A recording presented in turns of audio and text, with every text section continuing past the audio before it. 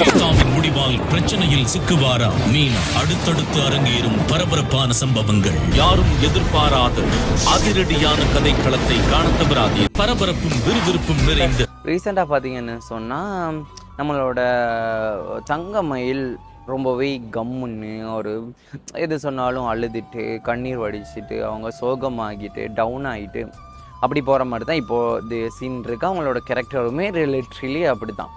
But எவ்வளோ நாளைக்கு தான் பொறுத்து போகலும் அப்படின்னு அவங்களோட அம்மாவோட தூண்டுதலில் இருந்து ஒரு வெடியாக ஒரு தீப்பந்தமாக ரொம்பவே கொழுந்து விட்டு எறிய போகிறாங்க. ஸோ அவங்க கொழுந்து விட்டு எறியும் போது அந்த குடும்பத்தில் இருக்கிற நம்மளோட கோமதி, மீனா, ராஜி, கதிர் இவங்களோட நிலைமை என்ன ஆக போகுது, என்னடா புஷ்வான நினச்சேன் இது வெடியாக இருக்குது அப்படின்ற நினைக்கிற அளவுக்கு நம்மளோட தங்கமயிலோட கேரக்டர் வரப்போகுது.